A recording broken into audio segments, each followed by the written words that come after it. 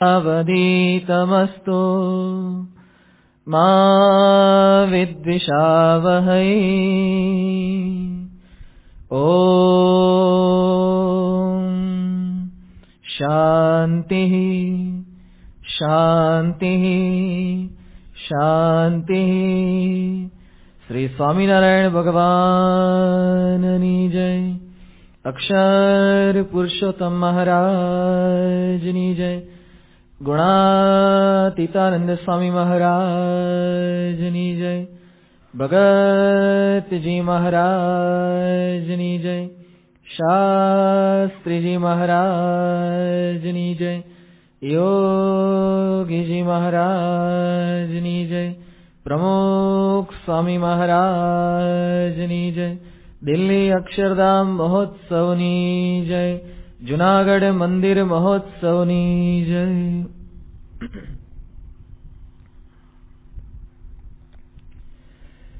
ભારત વર્ષ ઉપર મુગલોનું જ્યારે શાસન ચાલતું હતું, દિલ્હીની સલ્તનત ઉપર અકબર પોતે રાજકારભાર ચલાવી રહ્યા હોય છે. અકબરનો પુત્ર સલીમ એકવાર પોતાના મિત્રો સાથે, પોતાની સેના સાથે રાજસ્થાન તરફ કંઈક સર કરવા માટે નીકળ્યો હોય છે. સલીમ અને તેની સેના ભૂખ અને તરસથી વ્યાકુળ બની છે. તેવા સમયે ઘોડાઓને પણ જમાડવાનો વિચાર આ સલીમની સેનાને આવે છે. ઘોડાને જમાડવા માટે કંઈક ઘાસ જોઈએ. એવામાં રાજસ્થાનમાં સલીમે પોતાના સેવકોને તપાસ કરવા માટે મોકલ્યા કે ખેતરમાં તમે તપાસ કરી આવો. એક ખેતર પાસે ગયા. ખેતરમાં ચણાનો ખૂબ જ સારો પાક એ લહલહતો હતો. એ પાક જોઈ અને આ લોકોને વિચાર આવ્યો કે અહીંયા આપણા ઘોડાને બધાને લઈ આવીએ. એ વખતે એક વૃદ્ધ પુરુષ ત્યાં ઝાડની નીચે બેઠો હોય છે. એને પૂછવામાં આવ્યું કે અમે અકબરના દીકરા સલીમ એના સેનાપતિ છીએ. સલીમના ઘોડા બધા ભૂખ્યા અને તરસ્યા થયા છે. એના માટે ભોજનની વ્યવસ્થા કરવી છે, તો આ પાક અમે લઈ જઈએ છીએ. એ વખતે પેલો વૃદ્ધ પુરુષ કહે છે કે મહેરબાની કરજો, આ પાક એટલો સારો નથી. આના કરતા હું તમને બીજો એક સારો પાક બતાવું, મારી સાથે ચાલો. પેલા વૃદ્ધની ઉંમર 60-65 વર્ષ હોય છે. એ પોતાની સાથે આ સલીમના સેનાપતિ 5-10 જે ઘોડા ઉપર સવાર થઈને આવ્યો હોય છે એ બધાને પોતાની સાથે લઈ જાય છે. 5 મિનિટ થઈ, 10 મિનિટ થઈ. પેલા ગુસ્સે થઈને પૂછે છે, अभी बूढ़े कहाँ ले जा रहा है? बोलो कि थोड़ीक वार से, थोड़ीक देर है, अभी आगे चलो. થોડાક આગળ લઈ ગયા. 15-20 મિનિટ થઈ. પેલા લોકોને શંકા ગઈ કે આ કદાચ બીજા બધા રજપૂતોને ભેગા કરીને આપણને મુસલમાનોને પકડાવી તો નહીં દે ને.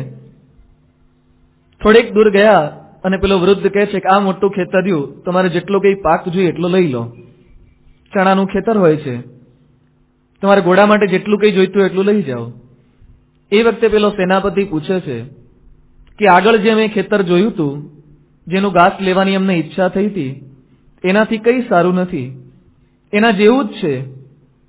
તો આટલે દૂર સુધી તું અમને કેમ લઈ આવ્યો? એ વખતે પેલો વૃદ્ધ કહે છે કે માફ કરજો, હું જે ઝાડની નીચે બેઠો હતો, જે ખેતરની સામે બેઠો હતો, એ ખેતર મારું નહોતું. હું તો ખાલી છાંયડો મળતો હતો એટલે ઝાડ નીચે બેઠો હતો. અહીંયા આ ખેતર પાસે તમને લઈ આવ્યો છું કારણ કે આ ખેતર મારું છે. જે ખેતર મારું ન હોય એમાંથી હું તમને લેવાની પરવાનગી કઈ રીતે આપી શકું? આ જવાબ સાંભળ્યો સલીમના સેનાપતિએ. અને પછી સલીમ અકબરનો પુત્ર એને જઈને વાત કરે છે કે આ રીતનો પ્રસંગ બન્યો. એ વખતે સમગ્ર ભારતનો બાદશાહ અકબર, એનો દીકરો સલીમ પોતે કહે છે, મારા બાપુજીએ વર્ષો સુધી પ્રયત્ન કર્યા, આજે હું પણ પ્રયત્ન કરું છું. ભારતમાંથી ઘણું બધું જીતી શક્યા છીએ અમે. રાજસ્થાનનો ઘણો ભાગ જીતી શક્યા, દિલ્હી સર કર્યું છે, બીજા ઘણા પ્રાંત સર કર્યા છે. પરંતુ ભારતના લોકોના હૃદયને ક્યારે જીતી શકાશે નહીં.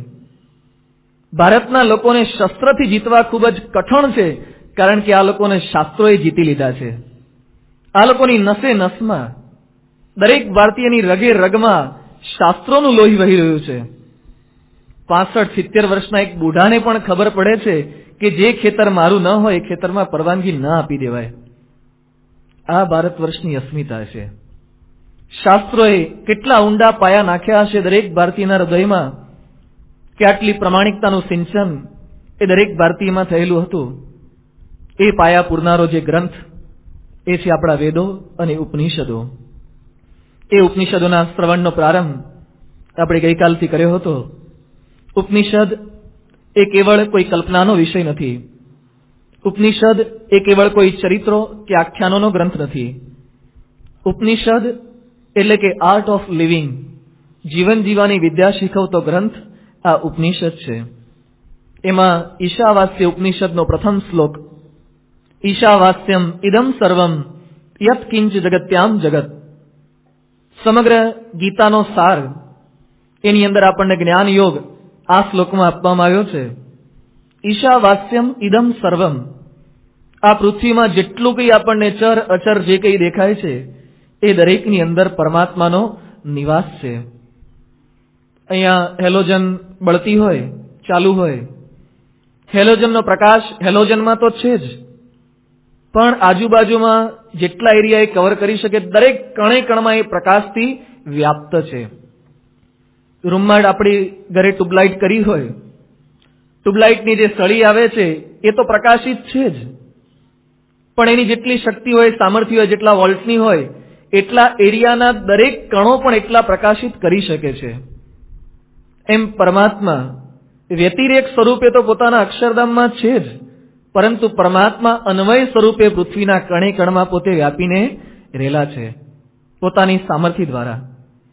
આ એક વિચાર જો મારા તમારા સૌના હૃદયમાં દ્રઢ થાય કે કણે કણમાં ભગવાન રહેલા છે, તો ક્યારે હિંસા કરવાનો પ્રશ્ન જ ન ઊભો થાય. જીવ પ્રાણી માત્રમાં પરમાત્માનો નિવાસ છે. ઘણા લોકો આપણે મૂર્તિ પૂજા કરીએ ત્યારે ઘણા લોકો કહેતા હોય છે કે મૂર્તિને માનવાની શું જરૂર છે, એ કે ભગવાન તો કણે કણમાં વ્યાપક છે, મૂર્તિને પૂજવાની કોઈ જ આવશ્યકતા નથી.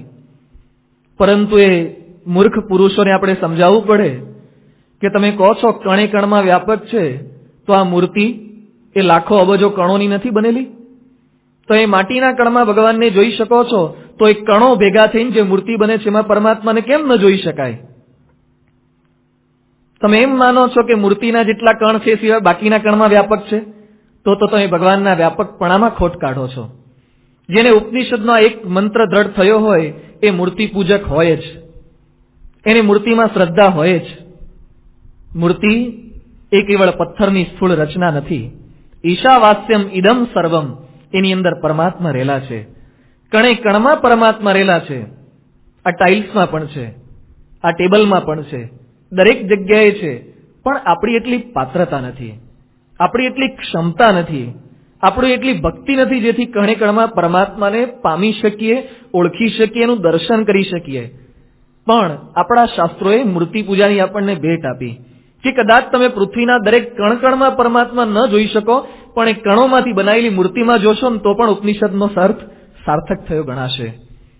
જ્યારે ભગવાનના અખંડારક સંત એવી મૂર્તિમાં પ્રાણ પ્રતિષ્ઠા કરે છે એટલે ભગવાન સાક્ષાત એમાં પ્રગટ થઈને રહે છે. દરેક ભક્તોના ભાવ એ પોતે અંગીકાર કરે છે. ઉપનિષદનો આ શ્લોક આપણને બીજી એ પણ વાત સમજાવે છે કે જે પરમાત્મા કણે કણમાં વ્યાપક હોય, જે જડમાં વ્યાપક હોય, એ ચેતનમાં પણ એટલા જ વ્યાપક છે. મારી તમારી બધાની અંદર પણ પરમાત્માનો નિવાસ છે. સારંગપુરના 10મા વચનાવૃતમાં ભગવાન સ્વામિનારાયણે લખ્યું છે કે મારા ચૈતન્યને વિશે ભગવાન સદાય બિરાજમાન છે. મધ્યના 62માં તો કંઈક એવી વાત કરી છે કે ભગવાન પડદા પાછળ રહીને જુએ છે. જેમ કોઈક વ્યક્તિ પડદા પાછળથી આગળ શું થાય છે બધી ક્રિયાઓ નજરઅંદાજ કરે, એમ ભગવાન એ બધી ક્રિયાઓ નિહાળે છે આપણા હૃદયમાં છુપાઈને રહ્યા થકા. એક વાત આ દ્રઢ થાય કે ભગવાન મારા હૃદયમાં છે અને મારી બધી જ ક્રિયા જોવે છે, તો કોઈ ભૂંડું આચરણ થાય ખરું? ગુણાતીત સ્વામી તો કહે છે કે ભૂંડો સંકલ્પ પણ ન થાય. આજે ભગવાન અને સંતની સામર્થ્ય છે. વલસાડ શહેરની પાસે જાંજવા કરીને એક ગામ છે. એ ગામના દામુભાઈ, એ પોતે આપણા સત્સંગી નહોતા, એ પૂર્વે દારૂના ખૂબ જ અઠંગ વ્યસની. એની 200 વીઘા જમીન એ દારૂના વ્યસનમાં જ વેચાઈ ગઈ. અમેરિકા રહેવા માટે પોતે ગયા છે, ત્યાં પણ દારૂનું થોડું થોડું વ્યસન ચાલુ જ છે. પ્રમુખ સ્વામી મહારાજનો યોગ થયો, આવા સંતના સમાગમે તેઓનું વ્યસન છૂટ્યું છે, પણ ક્યારેક ક્યારેક પી લે છે. એક વખત પ્રમુખ સ્વામી મહારાજ લંડનમાં હતા, આ પોતે આફ્રિકા હતા, અને સ્વામી બાપાને કંઈક ફોન કરે છે કંઈક આયોજન બાબતે.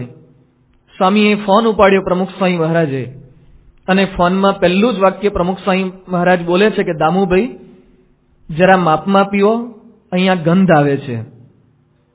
પ્રમુખ સ્વામી મહારાજ બોલે છે કે માપમાં પીવો, અહીંયા ગંધ આવે છે.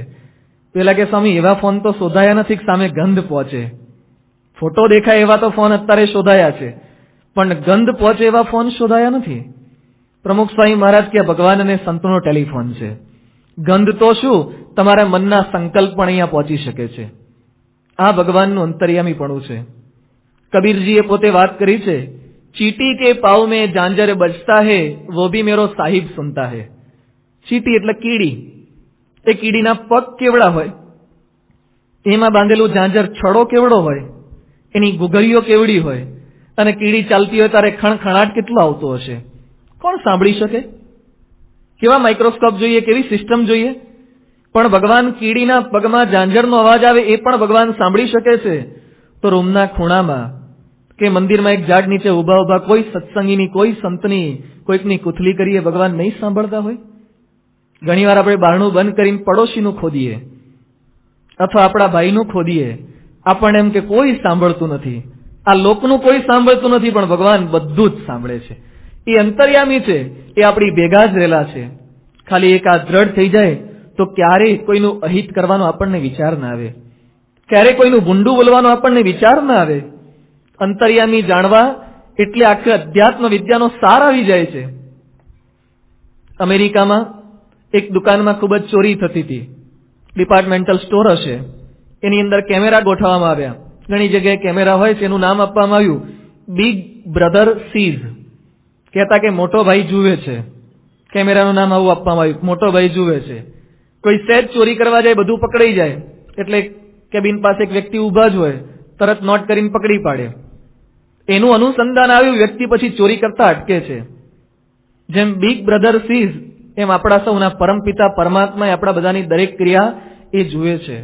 અમેરિકામાં, ઓસ્ટ્રેલિયામાં, બારીનમાં, દુબઈમાં, ઘણા બધા દેશોમાં રોડ ઉપર તમે કંઈક ભૂલ કરો, ટ્રાફિકની સિગ્નલ ઓળંગીને જાઓ. અહીંયા તો કંઈ એવું નથી, ઘણા સર્કલની અંદરથી લઈ જતા હોય શૂરવીરો. તો પેલો સીટીઓ મારતો રહે ને પેલો ક્યાંય પહોંચી ગયો હોય. અમેરિકામાં એવું શક્ય નથી બનતું. પેલો જતો હોય અને કઈ ટ્રાફિકના રૂલ્સનું ઉલ્લંઘન કરે, ઘરે પહોંચે અને ઘરે પેલી દંડની પાવતી આવી જાય. તમે કયા રોડ ઉપર કેટલા કલાકે કયા નિયમનું ઉલ્લંઘન કર્યું છે તમારા ફોટા સાથે આવે. પછી તો આપણે કંઈ કહેવાય નહીં, હું નહોતો, તું જ હતો, તારો ફોટો બોલે છે, અને દંડ ભરવાનો. જેમ અમેરિકાના ટ્રાફિક વાળા બધું ઓળખી શકે છે, એમ ભગવાન આપણા બધાની વિડીયો ઉતારે છે. અત્યારે સભામાં ઝી ટીવી વાળા આવે અને અહીંયા વિડીયો પેલા વક્તાની ઉતારે, પછી શ્રોતાઓ કઈ રીતે બેઠા છે એ ખાલી વિડીયો ઉતારવાની શરૂઆત કરે, બોલો બધાની પોઝિશન સુધરી જાય. કોઈક આગા પાસે આમ બેઠા હોય, કોઈક આમ બેઠા હોય ને, બધા વ્યવસ્થિત જાણે આદર્શ શ્રોતા હોય ને એમ ગોઠવાઈ જાય, જાણે કથા સાંભળવા સિવાય મારે કોઈ બીજું પ્રયોજન જ નથી. એકદમ ડાયા ડમરા બધા જ થઈ જાય છે. કેમ? કોઈક મારી વિડીયો ઉતારે છે, ક્યાંક બતાવવામાં આવશે, કોક જોશે. એ જી વાળો તો તમારી 5-10 મિનિટની અમુક સેકન્ડની વિડીયો ઉતારશે. ભગવાન તો આપણે જન્મ્યા ગર્ભમાં હતા ત્યારથી મૃત્યુ પામીએ ત્યાં સુધીની વિડીયો ઉતારે છે. વીસીડી કે એમપી થી જે કહો બધી વિડીયો ઉતારી છે. ઉપર જઈએ એટલી વાર છે, મોટા મોટા રોલ તૈયાર રાખ્યા છે. આપણે કંઈક બોલીએ કે ના ભગવાન હું નહોતો, તું જ હતો, જો તારી જ વિડીયો જાતે જો, તે આટલા ભૂલ કર્યા હતા, આટલા પ્રોગ્રામ કર્યા હતા, બધી વિડીયો બતાવશે. એટલે સાવચેતી રાખવતા આપણને આ ઉપનિષદ એ શીખવે છે. યો વ્યક્તિ ઉપપત સર્વમ પ્રત્યક્ષેણ સદા સ્વતઃ. ભગવાન તો હથેળીમાં આમળું જોવે, જળનું ટીપું જોવે, એમ બધું જોઈ શકે છે. તો મારી તમારી બધી જ ક્રિયા એ પરમાત્મા એ અવશ્ય નિહાળતા હોય છે. એટલે ઉપનિષદનો આ શ્લોક આપણને શીખવે છે, ઈશાવાસ્યમ ઇદમ સર્વમ યત કિંચ જગત્યામ જગત. ભગવાનનું અંતર્યામીપણું સ્વીકારીએ. ભગવાન મારી બધી જ ક્રિયા જોવે છે, તો મારાથી કોઈના અહિતનો સંકલ્પ પણ ન થાય, મારાથી કોઈ ભૂંડી ક્રિયા પણ ન થાય, આ વિશ્વમાં એક પણ એવું સ્થાન નથી જે સ્થાનમાં આપણે ચોરી છુપીથી ભગવાનને અંધારામાં રાખીને એક પણ ક્રિયા કરી શકીએ. એટલે સદવર્તનની પ્રેરણા આપણને આ પ્રથમ ચરણ આપે છે. ત્યાર પછી આ શ્લોકના બીજા ચરણમાં લખ્યું છે, તેન ત્યક્તેન ભુંજીથઃ. ઉપનિષદમાં આ શ્લોકમાં કીધું કે પરમાત્મા દરેક કણકણમાં રહેલા છે. આપણને એમ થાય કે દરેકમાં ભગવાન રહેલા છે તો ખાવું શું? સફરજનમાં ભગવાન છે, સફરજન ખવાય નહીં, ભગવાનને ખાઈ ગયા કહેવાય. તો આપણાથી કંઈ ખવાય નહીં, પીવાય નહીં તો ભગવાનની હિંસા કરી કહેવાય. એટલે ઉપનિષદના આ શ્લોકમાં આપણને શીખવે છે, તેન ત્યક્તેન ભુંજીથઃ. ભોગવવાનું તો છે જ, ભોગવ્યા વગર રહી શકાશે જ નહીં. પંચ વિષય વગર જીવવું કઈ રીતે? ભોગવવાના છે, પણ કઈ રીતે ભોગવવા? જેમ ખેતરમાં મગફળી વાવી હોય, સિંગ ખાવાની છે, ફોતરા ખાવાના નથી. સુરણ વાવો, બીજા કંદ વાવો, તો કંદ આપણે જમીનમાંથી બહાર કાઢીએ પછી એની ઉપર જે રેતી કે ધૂળ લાગી હોય છે ને, ધૂળને સાફ કરવાની હોય છે, એની ઉપરની છાલને કાઢી નાખવાની હોય, ત્યાર પછી ખાવાનું છે. એમ પંચ વિષય ભોગવવાના છે, પણ પંચ વિષય પ્રત્યે જે કંઈ પડળ ચોટ્યા છે, જે કંઈ કચરો ચોટ્યો છે, એ સાફ કર્યા પછી ભોગવવાના છે. એટલે આ ચરણમાં લખે છે, તેન ત્યક્તેન ભુંજીથઃ. તું ત્યાગ કરીને ભોગવ. શું ત્યાગ કરીને ભોગવવાનું? ત્યાગ કર્યા પછી ભોગવવાનું શું? પદાર્થનો ત્યાગ કરવાનો નથી કહેતા. પદાર્થ સાથે તારી જે વૃત્તિ ચોટેલી છે, વૃત્તિનો ત્યાગ કરીને પછી ભોગવ. તેન ત્યક્તેન એટલે મમત્વ ત્યાગીને ભોગવો. આપણને પદાર્થમાં જે કંઈ મમત્વ થાય છે, એ મમત્વ જ એ દુઃખનું કારણ છે. કોઈ વસ્તુ કે વ્યક્તિ દુઃખનું કારણ નથી, પણ એની અંદર આપણને જે મમત્વ થઈ જાય છે, મારાપણું થઈ જાય છે, એ દુઃખનું કારણ છે. હરિલીલામૃત ગ્રંથમાં દલપતરામ પોતે લખે છે, નિજનું કરી જે મનાય છે, ક્ષય થતા દિલ દુઃખ થાય છે.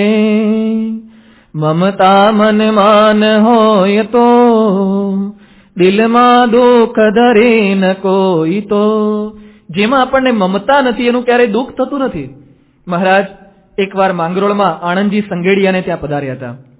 મહારાજે આણંદજી સંગેડિયાને પૂછ્યું કે આણંદજી, તમારા માંગરોળના નગર શેઠનો દીકરો મરી જાય તો દુઃખ થાય? એ કે મહારાજ આમ થોડુંક થાય કે ન મરવો જોઈએ, બિચારો યુવાન અવસ્થામાં મરી ગયો. મહારાજ કે જો રાજાનો નવાબનો દીકરો મરી જાય? એ કે મહારાજ તો શોક પાળવો પડે અને બહુ દુઃખ થાય. મહારાજ કે તમારો છોકરો મરી જાય? અરે મહારાજ તો આ સંગેડ ઓપગડી બંધ થઈ જાય. 3 દીકરા જ છે, પણ કેમ ફરક પડી ગયો? આ મારો મનાયો. ન્યૂઝપેપરમાં આપણે રોજ સમાચાર વાંચીએ છીએ કે પંચમહાલ બાજુ સાપુતારા જતા એક બસ ઊંધી થઈ ગઈ. અત્યારે કે ડ્રાઈવરોને ચલાવતા જ નથી આવડતું, કે આ ઊંધી થઈ જાય, દારૂ પીને ચલાવતા હોય, અથવા લોકો આટલા બધા શું કરવા બેસવું જોઈએ, જાત જાતની સલાહ આપશે. એ કે સરકાર રસ્તા સરખા ના બનાવે તો બસ ઊંધી જ પડે ને. પણ ખબર પડે કે એ બસ ઊંધી પડી, એમાં તમારો છોકરો પ્રવાસમાં ગયો તો એ મૃત્યુ પામ્યો છે, તો કેટલું દુઃખ થાય? મમત્વ આવ્યું. જ્યાં મારાપણું છે ત્યાં અતિશય દુઃખ થાય છે. એ મારાપણાનો ત્યાગ કરી અને પછી આ બધું ભોગવવાનું છે. પરંતુ આપણે જન્મ્યા ત્યારથી આપણને માતા પિતા કોણ જાણે એટલું ફિટ કરાવે છે ને.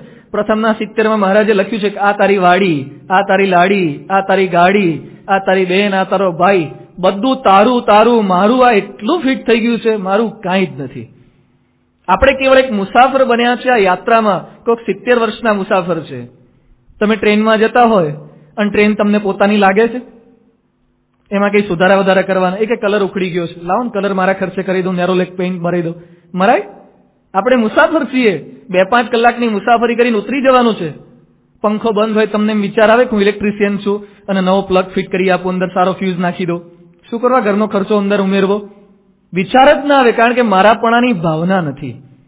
જ્યાંથી મારાપણું ટળી જશે ત્યાં કોઈ આસક્તિ નહીં થાય, કોઈ દુઃખ નહીં થાય. જનક રાજા રાજ્ય વહીવટ ચલાવતા હતા. આગ લાગી મિથિલા નગરીમાં, બધા દોડ્યા, ત્યાગીઓ પણ દોડ્યા, હા, સાધુઓ પણ બેઠા હતા. તુંબડી બચાવવા દોડ્યા, લંગોટી સુકવવા મૂકી તે બચાવવા દોડ્યા. સાધુ થયા એટલે કલ્યાણ થઈ જાય છે એવું છે જ નહીં. હું તો સાધુ છું છતાં પણ કહું છું, ગૃહસ્થ હોય એટલે કલ્યાણ ન થાય એવું છે જ નહીં. ગૃહસ્થમાં પણ કલ્યાણ છે, સાધુમાં પણ કલ્યાણ છે, પણ મમત્વ ત્યગાય તો, બાકી કલ્યાણ નથી. અહીંયા રહ્યા થકા પણ મમત્વ હોય, ઘરનું હોય, સગા સ્નેહીનું હોય, પોતાની વસ્તુનું મમત્વ હોય. જ્યાં સુધી નિર્વાસનિક ન થાય ત્યાં સુધી કોઈનું કલ્યાણ થતું જ નથી. જનક રાજા તો ત્યાગી કરતા પણ શ્રેષ્ઠ હતા.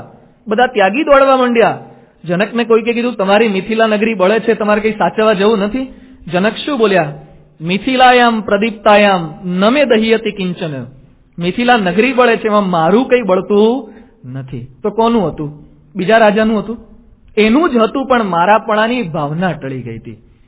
એમ દરેક પદાર્થમાંથી, દરેક વ્યક્તિમાંથી આ મારાપણાની જો ભાવના ટળી જાય તો ક્યારેય દુઃખ ન થાય. આ મારાપણાની ભાવનાથી રહિત આપણને એક ટપાલી જોવા મળે છે. સંતો આપણને ટપાલીનું દ્રષ્ટાંત આપે છે. ટપાલી દરેકના ઘરે ટપાલ આપવા જાય છે. ક્યારેક ટપાલ એ લગ્નની હોય છે, ક્યારેક વિવાહની એન્ગેજમેન્ટની હોય છે, ક્યારેક કોઈકના સૂતકની, કોઈકના મરણની હોય છે. પણ ટપાલીમાં ક્યારે તમે જોયું છે કે લગ્નની ટપાલ આપવા આવે ત્યારે હરખાતો ખુશ થઈને આવે છે, અને મરણની ટપાલ આપવા આવે ત્યારે રોતો આવે છે? જો એવું કરવા બેસે દિવસ દરમિયાન એને કેટલા રોલ ભજવવા પડે? ટપાલી બધી ટપાલો આપે છે, પણ એને હર્ષ પણ નથી અને શોક પણ નથી. મારું કર્તવ્ય બજાવવાનું છે, શોકના હોય કે હર્ષના સમાચારો હોય, હું કેવળ એક નિમિત્ત બનવાનો છું. એમ આપણે ટપાલી જેવી વૃત્તિ રાખવાની છે. દુઃખ અને સુખની વચ્ચે મમત્વ રહિત થઈએ તો ક્યારેય દુઃખ ન થાય. આજે પ્રમુખ સ્વામી મહારાજ, આટલી મોટી સંસ્થાનો વહીવટ છે, આપણને એમ લાગે કરોડો અબજો રૂપિયાની સંસ્થા છે, કોઈક વસ્તુનો આમ હાનિ થાય, ક્ષય થાય, આપણને સહેજે દુઃખ થાય. પણ આપણે સ્વામીની ભેગા વર્ષોથી રહીએ છીએ, આપણને અનુભવ છે. એને કોઈ વસ્તુનું મમત્વ નથી, એને કોઈ વ્યક્તિનું મમત્વ નથી. પ્રમુખ સ્વામી મહારાજની ભેગા સ્ટાફના સંતો ફરતા હોય, આપણને એમ લાગે કે સ્વામીની ભેગા ફરે છે એટલે એના પ્રત્યે વધારે સ્નેહ હોય. 722 જેટલા સંતો છીએ. એક સંત તમે એવા કહેતા બતાવો કે મારા કરતા પેલાને વધારે સાચવે છે. એક સંત ન બોલે. એને કોઈ વ્યક્તિ પ્રત્યે વધારે મમત્વ અને પેલા પ્રત્યે ઓછું મમત્વ. એને મમત્વની ભાવના જ નથી, એને મારાપણું જ નથી. એને કોઈ વ્યક્તિ મૃત્યુ પામે અથવા તો કોઈ વસ્તુનો નાશ થાય, એ ભગવાનમાં સ્થિર છે. એને હર્ષ, શોક એ બધા દ્વંદ્વથી પોતે પર બને છે. એટલે અહીંયા લખે છે મમત્વ ત્યાગીને ભોગવો. બીજું કહે છે તેન ત્યક્તેન, એટલે આસક્તિ ત્યાગીને ભોગવો. એ આસક્તિ આપણને દુઃખનું કારણ થતી હોય છે. સંતો લવિયા દરજીની, ગૌતમ ગાસ્ત્યની ઘણી વાર વાતો આપણે સાંભળી ચૂક્યા છે. કોઈ વ્યક્તિ રીંગણાથી મરે, કોઈ વ્યક્તિ કઢીથી મરે. કઢીથી કે રીંગણાથી એ વ્યક્તિ નથી મર્યો, એની આસક્તિથી મર્યો છે. એટલે અહીંયા લખે છે કે વિષય ભોગવજો.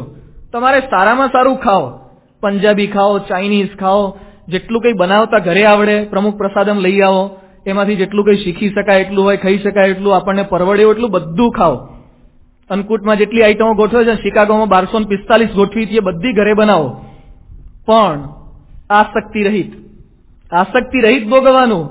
જમવા બેઠા હોય કોઈ ખેંચી લે તો પણ જો આપણે આનંદથી કે વાંધો નહીં કે તમે ખાઓ, જો આટલી સ્થિતિ થાય ને પછી ખાવાની શરૂઆત કરજો. ખાઈ જ ન શકીએ આપણે. આસક્તિ રહિત થઈને ભોગવવાનું છે, આપણને ઉપનિષદ શીખવે છે. જુનાગઢમાં બાલમુકુંદ સ્વામી હતા.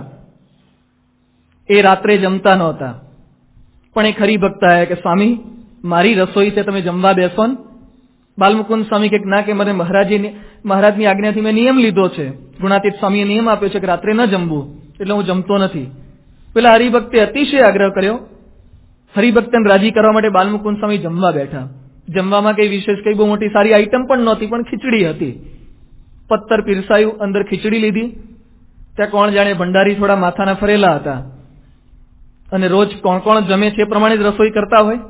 એટલે એને જોયું બાલમુકુંદ સ્વામી તો રોજ જમતા નથી ને આજે ખાવા કેમ બેઠા, મને કહેવું જોઈએ એને ખાવું તું તો પહેલા એની વધારે રસોઈ બનાવું. એટલે તરત ત્યાં આવ્યા. બાલમુકુંદ સ્વામી જમતા હતા, હજુ જમવાની શરૂઆત કરે પેલા એમના હાથમાંથી પત્તર ખેંચી લીધું, ખીચડી નાખી દીધી પાછી. બાલમુકુંદ સ્વામી ઉભા થઈ ગયા, એક શબ્દ બોલ્યા નહીં. એ કે સારું, મહારાજે મારો નિયમ સાચવ્યો. આવું બોલી શકાય આપણાથી? તું મને ખીચડી ખેંચનારો કોણ? આમ સંકલ્પ શું, મારામારી થઈ જાય, બત્તી આવી જાય. આસક્તિ રહિત થયા હોય તો આટલી ક્રિયા થઈ શકે. મોડું મળે, વહેલું મળે, ઘરમાં ઝઘડા ખાવાના કેમ થાય છે? આસક્તિ છે. એટલે ઉપનિષદ આપણને શીખવે છે બધું જ ખાઓ, પણ આસક્તિ રહિત થઈ અને પછી આપણે જમવાનું છે. પ્રમુખ સ્વામી મહારાજ જમે છે, જમતા દર્શન ઘણા બધા કર્યા હશે. આપણને એમ લાગે બહુ મોટો થાળ છે, પણ ધ્યાનથી જોજો એ શું જમે છે. એને ખાવાની કંઈ ખબર નથી. ખાવાની એટલે ખાતા આવડતું એમ નથી, એની અંદર વૃત્તિ જ નથી. પાપડ દહીંમાં બોળીને ઘણી વાર ખાય. હજુ તો વચ્ચે દવા લીધી હોય, કોઈકનો ફોન આવ્યો હોય તો એ કે હાથ ધોવડાવો, એ કે હજુ ખાવાનું બાકી છે. એક ખાવાની ક્રિયા ચાલુ છે એ પણ ભૂલી જાય છે. એને ગમે તેવું ખાવાનું મળે એ પણ સહેજે જમી જાય છે. કોઈ વસ્તુમાં એને આસક્તિ નથી. એ રીતે આપણે વિષય ભોગવવાના છે. ત્રીજું, તેન ત્યક્તેન ભુંજીથા, એટલે ભગવાનને અર્પણ કરીને ભોગવો. ત્યક્તેન, ભગવાન માટે ત્યાગ કરો પછી ભોગવો. પહેલું ત્યક્તેન એટલે મમત્વ ત્યાગી પછી ભોગવો. બીજું એટલે આસક્તિ ત્યાગી પછી ભોગવો. ત્રીજું એટલે ભગવાન માટે ત્યાગ કરો અને પછી ભોગવો. હવા, પાણી, ખોરાક, આ બધું ભગવાને આપણને આપ્યું છે. એટલે ગીતામાં કૃષ્ણ ભગવાન પોતે કહે છે, ઈષ્ટાન ભોગાન હિ વો દેવા દાસ્યંતે યજ્ઞ ભાવિતાહ. ભગવાને આપણને જે કંઈ આપ્યું છે એ ભગવાનને અર્પણ કરી અને પછી ભોગવવું. શ્રીજી મહારાજે શિક્ષાવત્રીમાં પણ વાત કરી છે, હરેર વિદાય નૈવેદ્યમ ભોજ્યમ પ્રાસાદિકમ તતઃ. કહેતા કે જે કંઈ જમો એ ભગવાનને પહેલા આપણે અર્પણ કરવું જોઈએ. કારણ કે ખેડૂત પોતાના ખેતરમાં જે કંઈ ખેતી કરતો હશે એમાં ઘણી બધી જીવાત એને દવા દ્વારા મારી હશે. આપણા સુધી એ રોટલીનો કોળિયો પહોંચે છે ત્યાં સુધીમાં ઘણી બધી હિંસા, ઘણા બધા અનિષ્ટ એ કોળિયા ઉપર લાગેલા હોય છે. એટલે સર્વપ્રથમ ભગવાનને અર્પણ કર્યા પછી આપણે જમીએ તો એની અશુદ્ધિ એ દૂર થઈ જતી હોય છે. દરેક હરિભક્ત એ પોતાના ઘરમાં ભગવાનને ધરાવતા હોય છે. 2 ટાઈમ થાળ આપણે સહેજે કરતા હોય છે. ઘણા હરિભક્તોને પૂછીએ કે રાત્રે થાળ કરો છો? એ કે સ્વામી ના, બપોરે જ ધરાઈએ છે પણ રાત્રે ધરાવતા નથી. આપણે પૂછીએ રાત્રે કેમ ધરાવતા નથી? કે સ્વામી બપોરે તો દાળ ભાત શાક રોટલી હોય એટલે ધરાઈએ, પણ રાત્રે જ ઘણી વાર બપોરનું વધ્યું હોય દાળ ને ભાત ગરમ કરીને જમતા હોઈએ છે, અથવા તો રોટલી વધી હોય તેને વઘારી નાખીએ છીએ, અથવા ખીચડી બનાવીએ. એવું ભગવાનને શું જમાડવું? જે કંઈ બનાવો ને જમાડવું. રોજ ખીચડી બનાવો ને તો રોજ ખીચડી જમાડવી, એટલે એમને ખબર પડે કે આને બીજું આપવા જેવું છે. જે કંઈ આપણા નસીબમાં હોય ને ખવડાય જ કરો, એટલે એમને નહીં ખબર પડે કે આની સ્થિતિ સુધારવા જેવી છે. એ કંટાળ છે તો આપણી સ્થિતિ સુધારશે. એટલે આપણા ભાગ્યમાં જે કંઈ હોય, આપણા નસીબમાં જે કંઈ હોય એ ભગવાનને ધરાયા પછી અંગીકાર કરવાનું છે. પરમ પૂજ્ય પ્રમુખ સ્વામી મહારાજ કહે છે કે ભગવાનને ધરાયા વગર જમવું એ ધૂળ ખાધા બરાબર છે. સ્વામી બાપા ગમે તેટલા ભૂખ્યા થયા હોય, ગમે તેટલા મોડા આવ્યા હોય, પણ ઠાકોરજીને ધરાયા વગરની એક પણ વસ્તુ અંગીકાર કરતા નથી. એ નવા ચશ્મા લાવે, ભગવાનને અર્પણ કરવાના. દવાની ટીકડી, ભગવાનને અર્પણ કરવાની. મર્સિડીઝ ગાડી, એમાં પણ સૌથી પહેલા ઠાકોરજીને બેસાડવાના. નવો હિંડોળો મૂક્યો હોય એમાં પણ ઠાકોરજી. દરેક ક્રિયા, દરેક વસ્તુ એ પહેલા ભગવાનને અર્પણ થાય પછી મારાથી અંગીકાર થાય. આ ભાવના છે. ઘણા તો રાત્રે ઠાકોરજીને પોઢાડી દીધા હોય, પછી ખાવું તો હોય શું કરે? ઘણા બધા ઘરમાં પેલી મૂર્તિ હોય છે નાની, એને ઉછાળે. ઘણા તો મૂર્તિ બહુ ઊંચી હોય ને એટલે ભગવાનને કે કેચ કરી લેજો, તમે થોડું અંગીકાર કરી લેજો. આવી ભાવનાથી ધરાવે. આ જોયેલા દાખલા છે. ઘણા કંઠીન ધરાવે કે અક્ષરને પુરુષોત્તમ તો આમાં આવી જ જાય છે, કંઠીન ધરાઈ દે. પણ એમ નહીં. આપણે જે ભાવનાથી જમીએ છીએ, ઘણા આખું નાખું સફરજન ધરાઈ દે છે. હવે તારે ખાવું હોય તારે સુધારીને ઉપર મરચું મીઠું જે કંઈ બબરીને મસાલા સાથે ખાઈને ભગવાને બચકા ભરવાના. આપણે જે વૃત્તિથી કહીએ છીએ, જેમ આપણે સારી રીતે કાંટા ચમચી મૂકીને ખાઈએ છીએ, એમ ભગવાનને એવી વૃત્તિથી યથા દેહે તથા દેવે, એવી વૃત્તિથી એ ભાવનાથી ભગવાનને એ આપણે ધરાવવાનું છે. એટલે ભગવાનનો ભાગ કાઢવાનો છે ભોજનમાંથી પણ અને આપણી આવકમાંથી પણ. એટલે શ્રીજી મહારાજ શિક્ષાવત્રીમાં લખ્યું કે આપણા જે કંઈ હરિભક્તો છે એને 10મો 20મો ભાગ અર્પણ કરવો. જે સમર્થ હોય એને 10મો, જે અસમર્થ હોય એને 20મો ભાગ અર્પણ કરવો. તેન ત્યક્તેન ભુંજીથા, પગાર મળ્યો છે પેલા ત્યાગ કરો ભગવાનનો, પછી ભોગવો. ભગવાન બધું નથી માંગતા, એમાંથી કંઈક ભગવાનનો ભાગ છે અર્પણ કરવો પડશે. સુદામાએ શું કર્યું? કૃષ્ણ ભગવાનના ભાગના એ ચણા સાંદીપની આપ્યા હતા, સુદામાના એના ભાગના પણ આપ્યા હતા. પણ વનમાં વરસાદ પડ્યો, સુદામા એક ઝાડ પર ચડી ગયા, કૃષ્ણ પેલા ઝાડ પર ચડી ગયા. અને સુદામાને ભૂખ લાગી, પોતાના ભાગના ચણા ખાઈ ગયા, પણ કૃષ્ણના ભાગના ખાઈ ગયા. પરિસ્થિતિ શું થઈ? પેલા દ્વારિકાધીશ થયા અને ઝૂંપડપટ્ટીમાં રહેનારા થયા. ભગવાનના ભાગનું જે ખાઈ જાય છે ને એની પરિસ્થિતિ આવી થાય છે. પછી છેવટે જેટલા ખાધા તેના કરતા ડબલ ગણા આપવા પડે. ને તાંદુલ, ચણા ખાધા, ચણા જેવો બીજો પ્રકાર તાંદુલનો જ, એ આપ્યા પછી સ્થિતિ સારી થઈ. જે ભગવાનના ભાગનું જમે છે એની સ્થિતિ એ સારી રહેતી નથી. એટલે ઉપનિષદ કહે છે તેન ત્યક્તેન ભુંજીથા, ભગવાનને અર્પણ કરી અને પછી આપણે ભોગવવાનું છે. બીજું આગળ આપણને સમજાવે છે, ત્યક્તેન એટલે ભગવાનને તો આપવાનું છે પણ આપણે પરસ્પર વહેંચીને ખાવું. એ પણ ઉપનિષદ આપણને ભાવના શીખવે છે. ઘણી વાર ઘણા માણસો એકલ પેટા હોય છે, કેવળ હું જ ખાઉં. આપણા ઘરમાં પણ બાળકોમાં આપણને આ વૃત્તિ જોવા મળે છે. તમે રમકડું લાવો અથવા જમવાની કઈ વસ્તુ લાવો, 2 દીકરા હોય પણ અમુકના સ્વભાવ એવા હોય, પોતે એકલો જ બધું પચાવી પાડે, ખાય થોડું થોડું જ, પણ કોઈને આપવાનું હોય બધું આમ પગ નીચે દબાઈને રાખી મૂકે, એકલા ખાવાની વૃત્તિ. એટલે ઉપનિષદ આપણને એ ના પાડે છે, એક સ્વાદુ ન ગુંજીત, ગમતું મળે તો લ્યા ગુંજે ન ભરીએ, ગમતાનો કરીએ ગુલાલ. જે કંઈ આપણને મળે એનો ગુલાલ કરવાનો છે, બીજાને વેચીને ખાવાનું છે. પણ ઘણા બધા કેવું હોય, બીજાને ભાગ પાડવો, બીજાને આપવું ગમતું નથી. એટલે સંતોએ કોઈકને કંઈક પ્રસાદ આપ્યો હોય, કંઈક ફળ આપ્યું હોય ને, એટલે આપણે ખાવાની શરૂઆત કરતા હોઈએ, ત્યાં જોઈએ દૂરથી પેલા હરિભક્ત આવે છે ને પાછું એને આપવું પડશે, આમાંથી કટકો કરીને ટુકડો આપવું પડશે, એટલું મારામાં ઓછું થઈ જશે. એટલે ઘણા શું કરે, એઠું કરી દે, બચકું ભરી દે. ઓહ, તમને આપવું હતું પણ આ તો મારાથી એઠું થઈ ગયું નથી, જાણી જોઈને કરવામાં આવ્યું છે. નથી આપવાની વૃત્તિ છે એટલે આપણે એને એઠું કરી દઈએ છીએ. શરબતનો એક જ ગ્લાસ હોય, બીજાને આપવો એટલે મોઢે માંડી દે, નહીં તો ઊંચેથી ન પીવે. ઊંચેથી પીશું કોકને આપવો પડશે એટલે મોઢે માંડીને પી લે. બીજાને આપવાની વૃત્તિ આપણામાં નથી. પણ ઉપનિષદ આપણને શીખવે છે કે બીજાને આપો. જે કંઈ આપણને મળે છે, થોડું મળે તો થોડુંક પણ બીજાને આપીને જમવું. પ્રમુખ સ્વામી મહારાજ પ્રયાગમાં પધાર્યા હતા, જ્યાં ત્રિવેણી સંગમ છે, ગંગા યમુના સરસ્વતીનો. ત્યાં પાંડુરંગ દાદાજીનો ઉત્સવ હતો, એની અંદર પ્રમુખ સ્વામી મહારાજ ગયા હતા.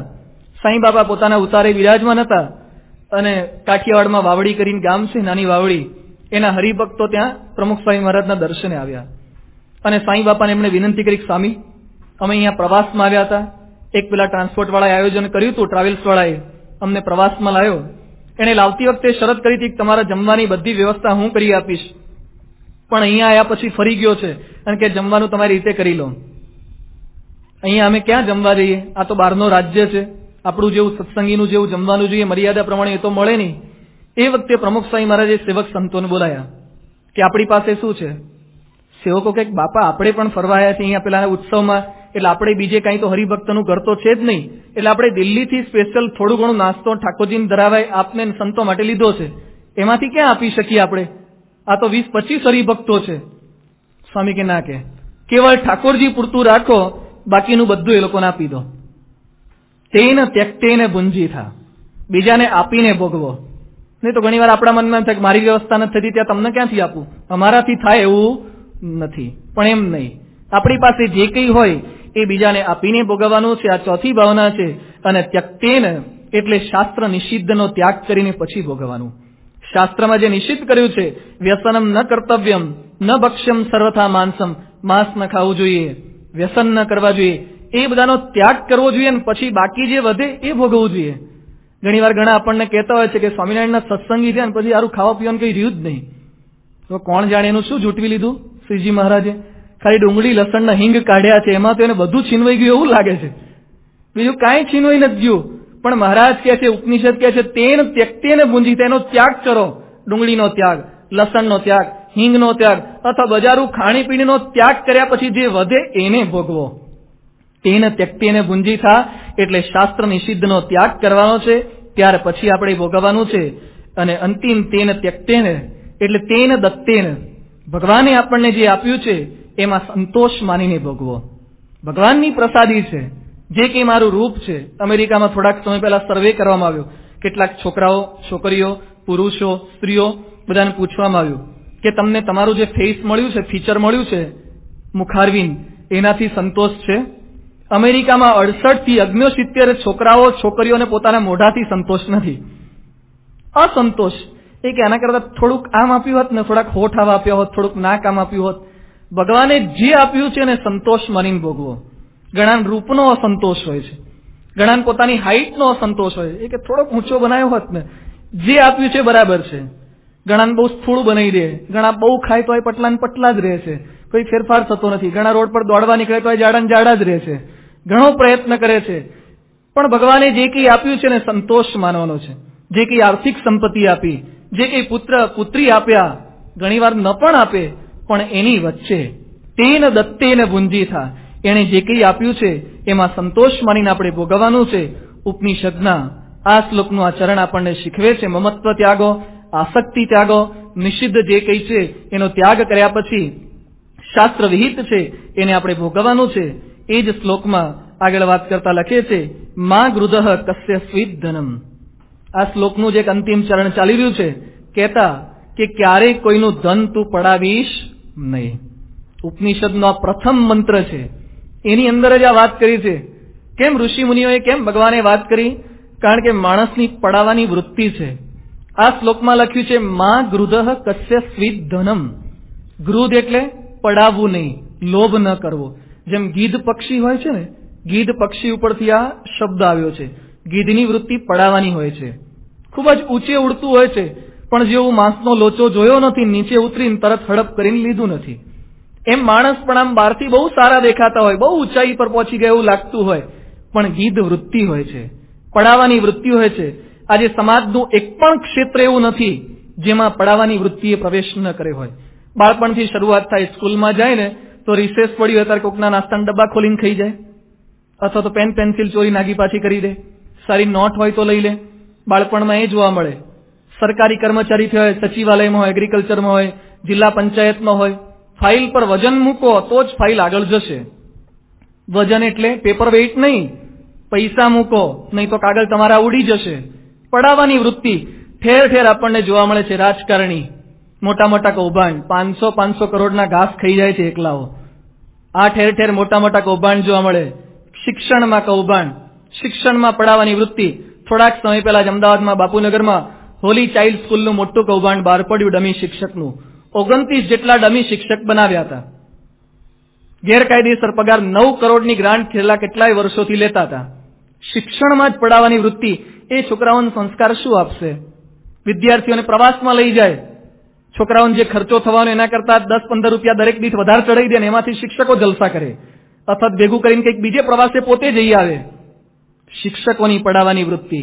વેપારીની પડાવવાની વૃત્તિ. ભેળસેળ, તેલમાં ભેળસેળ, ઘીમાં ભેળસેળ, મરચામાં ભેળસેળ, દરેક જગ્યાએ ભેળસેળ આપણને જોવા મળે છે. અરે દવાઓમાં ભેળસેળ થાય છે.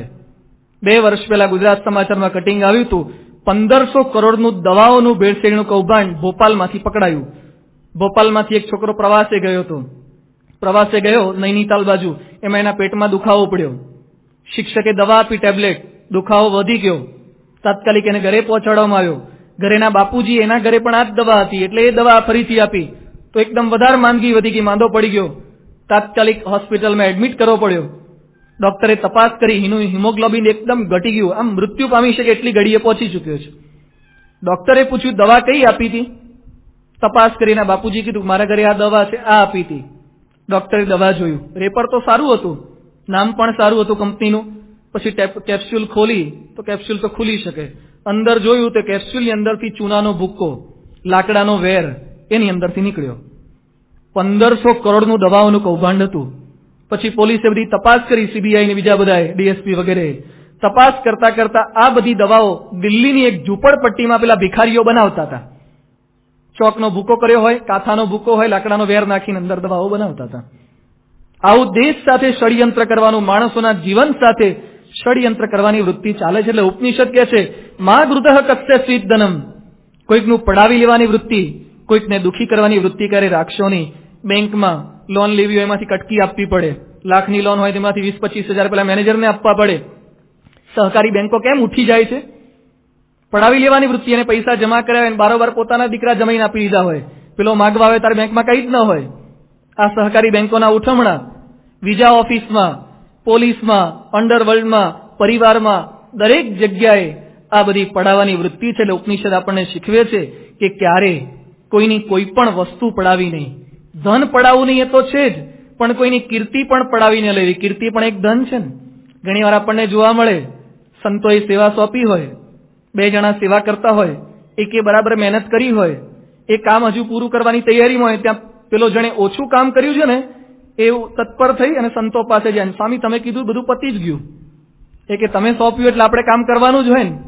એને સેટ પણ એક ઈંટ પણ ન ઉપાડ્યું હોય, પણ છતાં પણ યશ કમાવાની વૃત્તિ, કીર્તિ આંચકી લેવાની વૃત્તિ. ક્યારે કોઈની કીર્તિ પણ પડાવવી નહીં. કામ આપણે ન કર્યું હોય, બીજાએ કર્યું હોય તેને યશ આપવું જોઈએ, પણ માણસમાં યશ પડાવવાની વૃત્તિ પણ એ રહેલી છે.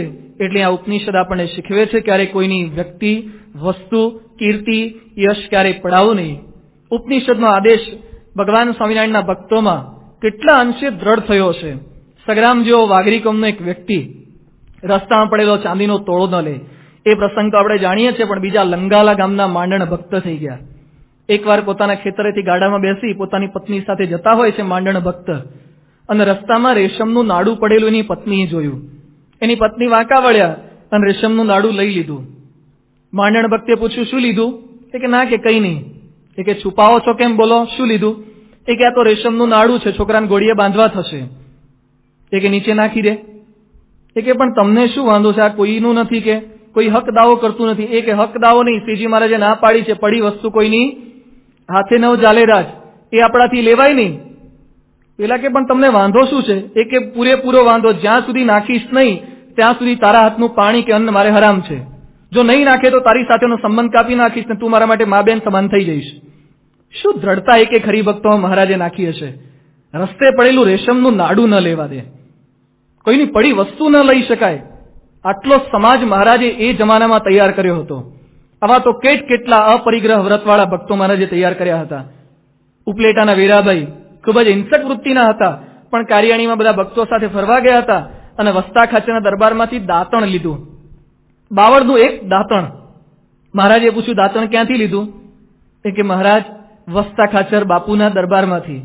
મહારાજે પૂછ્યું તું એમને? દરબારને પૂછીને લીધું છે? એ કે મહારાજ દાંતણ જેવી વસ્તુમાં પૂછવાનું શું, 2 પૈસાનું દાંતણ બાવળિયાનું, એમાં પૂછવાનું શું? મહારાજ કે ના, જે કોઈની વસ્તુ એ પૂછ્યા વગર આપણાથી લેવાય જ નહીં. જાઓ પૂછીને આવો. પૂછીને તો આવે, પણ રસ્તે વરતાલે જતા હતા મહારાજ, કારિયાણીથી નીકળીને ગરડા તરફ જતા હતા, અને રસ્તામાં સંતો હરિભક્તો બધા મળતા હોય તો દરેક સંતને 10-10 દંડવત કરજો, અને દરેક હરિભક્તને 5 દંડવત કરવાના. દરેકને પૂછે ને કે અમને દંડવત કેમ કરો છો, તો એમ કહેવાનું કે વસ્તા બાપુનું દાંતણ મેં પૂછ્યા વગર લીધું તું એટલે દંડવત કરું છું. શું પરિસ્થિતિ થાય આપણી! મહારાજે આટલી કસોટી કરી છે. શુદ્ધ સમાજ એમને એમ તૈયાર થતો નથી. મહારાજે આટલો શુદ્ધ સમાજ તૈયાર કર્યો તો પડી વસ્તુ કોઈની હાથે ન ચાલે રાજ. આજે કેવું છે, પડી વસ્તુ કોઈની દીઠી ન મેલે રાજ. જોઈ નથી ને હાથમાં લીધી નથી. આ સમાજ અત્યારે છે top to bottom all are corrupted. મોટા મોટા પ્રધાનોથી માંડી અને સરપંચ ને પેલા તલાટી સુધી બધે પડાવવાની વૃત્તિ છે. મહારાજના એક એક હરિભક્તમાં આર્ય પ્રમુખ સ્વામી મહારાજે કેવા સંતાનો તૈયાર કર્યા છે, કેવા યુવકો તૈયાર કર્યા છે. હમણાં જ રિપોર્ટમાં એક પ્રસંગ આવ્યો હતો. અમેરિકાનું ન્યૂજર્સી શહેર, એની અંદર નિલેશ નામનો આપણો એક યુવક, એ યુવકે પ્રમુખ સ્વામી મહારાજને પત્ર લખ્યો છે. આખો પત્ર રિપોર્ટમાં છાપવામાં આવ્યો છે. એણે પત્રમાં શું લખ્યું છે કે સ્વામી, હું ન્યૂજર્સીના એક સ્ટોરમાં નોકરી કરું છું. કન્ઝ્યુમરનો આખો સ્ટોર છે. એ સ્ટોરની અંદર ઘણા બધા લોટરીની ટિકિટ લેવા આવે છે. અમેરિકામાં લોટરી બધી મોટી મોટી લાગતી હોય છે. લોટરી લીધી હોય આગલા દિવસે, પછી બીજા દિવસે એનો ડ્રો થવાનો, એટલે કોમ્પ્યુટરમાં નાખે તો એનો નંબર લાગ્યો હોય તો તરત સ્ક્રીન પર બતાવે. આ રીતની લોટરી હોય છે. એકવાર એક બાઈ 65 વર્ષની એની આવરદા હશે, એ 76 વર્ષની, એ મારી દુકાને આવી. એને લોટરીની 3 ટિકિટ લીધી હતી અને મને કીધું કે આ ચેક કરી આપ. એટલે હું ચેક કરવા ગયો લોટરીની 3 ટિકિટ. પણ પેલી બાઈ તો 76 વર્ષની હતી, એટલે મારી દુકાનમાં મને લોટરી આપી. રોજ અહીં આવતી છાપું ખરીદવા અને કોફી પીવા. એટલે બાજુની દુકાનમાં છાપું ખરીદવા ગઈ અને કોફી પીતી હતી બહાર ઊભી. મેં લોટરીની ટિકિટો નાખી. 2 નહીં પણ 1 લોટરી એને લાગી ગઈ. એ લોટરી કેટલાની હતી? $3 મિલિયન. 3 મિલિયન એટલે 15 કરોડ રૂપિયા. 15 કરોડની લોટરી પેલી બાઈને લાગી છે. એ વખતે મને વિચાર થયો કે લોટરી ઉપર પેલી બાઈનું નામ તો છે નહીં, એટલે મારી દુકાનમાં કેટલીક જૂની લોટરી પડી છે જે નથી લાગી એવી, એટલે હું અંદર ભેળવી દઉં અને પેલી લોટરી મારા હાથમાં લઈ લઉં તો 15 કરોડ રૂપિયા મને મળી જાય અને પેલી બાઈને ખબર પણ પડશે નહીં. મને ક્ષણ પૂરતો વિચાર આવ્યો કે સ્વામી એ લોટરી હું લઈ લઉં, પણ ત્યાં જ મને તમારી હસતી મૂર્તિ દેખાઈ કે બાપા બધું જુએ છે અને બાપાને ગમશે નહીં. અને તરત એને વિચાર માંડી વાળ્યો. પેલી બાઈને બોલાવી અને બાઈને કહે છે કે તમને લોટરી લાગી છે. પેલી બાઈ માની શકવા તૈયાર નહીં. 15 કરોડ રૂપિયા લોટરીમાં લાગી જાય એટલે કે છોકરા મારી મસ્કરી શું કરે છે? એ કે ના, કે તમને 15 કરોડ લાગ્યા જ છે. 15 કરોડ રૂપિયા સામેથી આપી દીધા. લેવાનો ચાન્સ હતો પણ લીધા નહીં. આટલું તો સારું જ કહેવાય. ક્યાંય જોવા ન મળે. દુનિયાના ગમે તે દેશમાં જાઓ, 15 કરોડ હાથમાં આવેલા છે, જતો કરે. આના કરતા વિશેષતા એ છે, એ વ્યક્તિએ પ્રમુખ સ્વામીને પત્ર લખ્યો છે.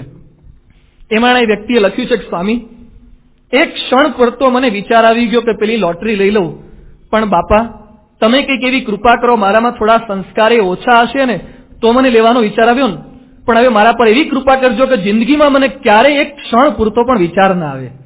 શું સમાજ પ્રમુખ સ્વામીએ તૈયાર કર્યો છે! આજે દેશ અને વિદેશમાં કોઈની પડી વસ્તુ કે 15 કરોડ રૂપિયા સામેથી મળતા હોત, આપણે એમ થાય લઈ લઈએ ને પછી આ મંદિરમાં આપી દઈશું, જુનાગઢ મંદિર વહેલું પૂરું થાય. પણ સહેજ પણ ભાવના નહીં. મારાથી કોઈની વસ્તુ લઈ કેમ શકાય? ઉપનિષદમાં વાતો લખી છે, એ ઉપનિષદની વાતોને ચરિતાર્થ કરનારા એકમાત્ર પ્રમુખ સ્વામી મહારાજ છે. એના એક એક સંતોમાં, એના એક એક હરિભક્તોમાં એક એક આદેશો એમણે દ્રઢ કરાવ્યા છે. આ તો મોટો યુવક હતો. આપણો નાના ગામનો, પાટી ગામનો અશ્વિન હોય કે મહેસાણા જિલ્લાના કરણનગરનો પેલો મહેશ નામનો બાળક હોય, સ્કૂલમાં પડેલું પાકીટ મળે, પેલો દાગીનો મળે, કોઈ હાથ લગાડતા નથી. મળ્યા પછી પેલા પ્રિન્સિપાલને કહીને સુપ્રત કરે છે. આટલા સુંદર સંસ્કારો એ ભગવાન અને સંતના સમાગમમાં, ઉપનિષદ એનો સાક્ષાત્કાર એમના સમાગમમાં થાય છે. એટલે ઉપનિષદમાં અહીંયા લખે છે, મા ગૃધઃ કસ્ય સ્વીત ધનમ, તું લોભ ન કરીશ, કોઈની પારકી વસ્તુ લઈ દઈશ. કારણ કે ઘણા બધાએ ઘણું ભેગું કર્યું છે પણ કંઈ સાથે આવતું નથી. લેવાની વૃત્તિ આપણી એવી છે ને, પણ કંઈ સાથે આવતું નથી. ઘણા બધા કેટલું ભેગું કર્યું પણ કોઈ કશું લીધા વગર, બધા કંઈ લીધા વગર જ જાય છે, સાથે કોઈ કંઈ લઈ જતું નથી. ધીરુભાઈ અંબાણી 65,000 કરોડ રૂપિયા ભેગા કર્યા, 1 રૂપિયો પણ ભેગો લઈ ગયા નથી. કશું સાથે આવતું નથી. સંતો આપણને બોધકથામાં કહે છે, એકવાર એક શેઠ, એને લાકડાની મોટી લાટી હોય છે. આ લોભ કેટલું નુકસાન કરે છે માણસનો. લાકડાની લાટી હોય છે અને પછી સવારે પોતાની લાટી આવ્યા ટિમ્બર માર્ટમાં અને જોયું તો નીલગીરીનું એક મોટું લાકડું. એ લાકડું જે સ્થાને મૂકતા તેના સ્થાન કરતાં થોડુંક દૂર હતું. શેઠે વિચાર કર્યો કે નોકરો પણ પોતાના ઘરે જાય છે તો આવડું મોટું લાકડું ખસેડે છે કોણ? એ કે રાત્રે જાગવું પડશે. એટલે રાત્રે પોતે દુકાનમાં રહ્યા, જાગીને જુએ છે તો 2 પરીઓ આકાશ માર્ગેથી નીચે આવી. ધીમે ધીમે નીચે ઉતરી, લાકડાના 2 છેડા પકડ્યા, પછી ઉચકીને આકાશમાં ઉડવા લાગીને લાકડું લઈને અદ્રશ્ય થઈ ગઈ. શેઠ કે હારું આપણું લાકડું, નીલગીરીનું, એને શું કામ પડતું હશે આકાશમાં? પણ કે તપાસ કરવી પડશે. એટલે રાતે જાગતા રહ્યા અને બીજા દિવસે સવારે બરાબર લોકો જાગે પેલા પરી આવીને લાકડું નીચે મૂકી ગઈ. એટલે સ્થાન થોડુંક તો ફરી જાય ને, એક્ઝેક્ટ તો યાદ ન હોય કયા સ્થાને હતું. શેઠ કે તપાસ કરવી પડશે ક્યાં લઈ જાય છે. એટલે બીજા દિવસે આખો દિવસ જાગી, રાતનો ઉજાગરો હતો છતાં પણ લાકડામાં ડ્રિલિંગ મશીનથી કાણું પાડ્યું મોટું. અંદર પોતે અંદર ઘૂસી ગયા. રાત પડે ને પેલી પરીઓનો આવવાનો ટાઈમ થાય પહેલા અંદર ગોઠવાઈ ગયા, કોઈને દેખાય નહીં એ રીતે. પછી પરી આવી, પરીએ લાકડું ઉચક્યું શેઠ સહિત, અને શેઠ તો જાણે વિમાનમાં બેઠા હોય એવો અનુભવ થવા લાગ્યો છે, આકાશમાં તરતા હોય એવો. પછી પરી સ્વર્ગમાં લાકડું લઈ ગઈ, લાકડાને ત્યાં નીચે મૂકે છે. પરીઓ તો પોતાની ત્યાં આનંદ પ્રમોદ કરવા લાગી છે. શેઠ ધીમે ધીમે બહાર નીકળ્યા કે આ ક્યાં લાવે છે. જોયું તો સ્વર્ગ, તે સ્ટેજના અંબાર, અને ત્યાં તો મોટા મોટા ઢગલા, ઉકેડા. શેના ઉકેડા? હીરાના, માણેકના, નીલમના, પોખરાજના, એના ઢગલા જ. શેઠ કે લઈ લઈએ થોડું. એટલે દોડ્યા, કોઈ દેખાય નહીં રીતે પોતાની મુઠ્ઠીમાં પોતાના ધોતિયાનું વાસકો ભરીને એમાં જેટલું કંઈ આવે એટલું હીરા મોતી બધું જ ભરી લીધું અને પાછા આઈને ગોઠવાઈ ગયા. પછી પરીઓ આવી, લાકડું ઉચકીને પાછું શેઠના ઘરે મૂકી આવી. શેઠ નીકળ્યા અને પછી શેઠાણીને આગળ જઈને બધું ઠાલ્યું અને કે જોતો ખરી કે આપણી 7 પેઢી સુધી કઈ ચિંતા જ નહીં, કે હવે લાકડા વેરવાના ગયા, કે આ બધી માથાકૂટ ટળી ગઈ, આ હીરા મોતી માણેક બધું મળી ગયું. એ કે પણ થયું શું, વાત તો ખરો. એ કે ઉપર ગયો તો સ્વર્ગમાં પેલી પરીઓ ભેગો, ત્યાં તો ઢગલા બંધ કેટલું બધું હતું, એમાંથી માંડ થોડુંક લાયો છું.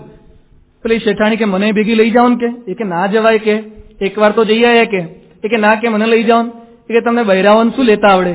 એ કે તમે ભૂલો છો તો અમને જ લેતા આવડે, કે શાકભાજી ખરીદવા તમે ક્યાં જાઓ છો, કે જેટલું કંઈ તોલવાનું એની ઉપર થોડુંક લેવું એ બધું તમને ખબર ના પડે, એ બધું અમને આવડે. એ કે મને ભેગી લઈ જાઓ. એટલે બીજી વાત તીડ એકી કરીને એમાં એને હોવાડ્યા. બંને જણા ભેગા ઉપડ્યા છે, બરાબર ભર્યું.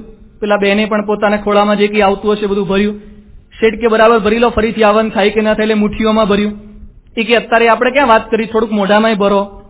મોઢામાંય ભર્યું નહીં, પેલા મંડપ ડેકોરેટર્સ વાળા ખીલી મોઢામાં ભરીને કામ કરતા હોય છે એમ મોઢામાં હીરા ભર્યા. પછી પેલી પરીઓ લઈને આવતી હોય છે, સમુદ્ર ઉપરથી ધીમે ધીમે પસાર થતા હોય છે, અને એક પરી બીજી પરીને કહે છે કે રોજ આપણે રમવા માટે લાકડું લાવીએ છીએ પણ આજે થોડુંક વજન વધારે લાગે છે, કે એ કંઈ વરસાદ પડ્યો નથી, કંઈ ભેજ લાગ્યો નથી, એ કે મારાથી તો ઉચકાતું નથી. પેલી કે મને બહુ તકલીફ પડે છે. એ કે નાખો ને તો શેઠના તાવા કેટલાય લાકડા છે, તે ઉપરથી નાખ્યું હેઠું, શેઠને શેઠાણી ગયા ખંભાતની ખાડીમાં. હજી સુધી કંઈ સમાચાર નથી. લોભ કરવા ગયા અને ક્યાં ગયા? ખાડીમાં, સમુદ્ર ભેગા થયા. એટલે ઉપનિષદ કહે છે મા ગૃધઃ કસ્ય સ્વીત ધનમ, ક્યારે કોઈનું ધન પડાવવાની વૃત્તિ, લોભ કરવાની વૃત્તિ એ અતિશય કરીશ નહીં. માણસ આ લોભને લઈને જાત જાતના અનર્થ કરે છે. આજે દહેજમાં ઘણી બધી કન્યાઓ મૃત્યુ પામે છે અથવા તો મારવામાં આવે છે. શું કારણ છે? એના ઘરમાં ખાવાનું નથી, પણ ફ્રીજ લાવો, વીસીઆર લાવો, જે તે લાવો. લોભ. વધારે પડાવવાની વૃત્તિએ કેટલી કન્યાઓને બાળી નાખે છે. એટલે અહીંયા ઉપનિષદ આપણને લોભ કરવાની ના પાડે છે, કોઈનું ધન પડાવવાની ના પાડે છે, કારણ કે ધન ક્યારેય કોઈની સાથે આવતું નથી. સિકંદર પોતે કહે છે, મારા મરણ વખતે બધી મિલકત અહીં પધરાવજો, મારી નનામી સાથે એ કબ્રસ્તાનમાં લાવજો. મારા મરણ વખતે બધી મિલકત અહીં પધરાવજો, મારી નનામી સાથે એ કબ્રસ્તાનમાં લાવજો. બાંધી મુઠ્ઠી રાખીને જીવો આ જગતમાં જ આવતા, ખુલ્લી હથેળી રાખીને જીવો આ જગતમાંથી જ આવતા. દીકરો જન્મે ને તારે એની મુઠ્ઠી બંધ હોય છે, અને મરે તારે મુઠ્ઠી ખુલ્લી કરવામાં આવે છે, ખુલી જાય છે. કોકની બંધ હોય ને તો ખોલીને જોઈ લે છે, કઈ લઈને તો નથી જતો ને, ચેક કરી લે. સિકંદર મર્યો ત્યારે એની પાસે કઈ ઓઢવાનું પણ ન રહેવા દીધું. ઘણા માણસોને માન્યતા હોય છે કે માણસ મૃત્યુ શૈયા પર હોય એટલે એના મોઢા પર અથવા મુખમાં ગંગા જળ નાખે અને કંઈક સુવર્ણનો એક ટુકડો નાખે, 1 તોલા ભાર કે કંઈક સોનું મૂકે. ઘણી જગ્યાએ મૂકે પણ મૂકેલું એ ઘણા લઈ લેનારા હોય છે. કાઢી લે, કંઈ લેવા દેતા નથી.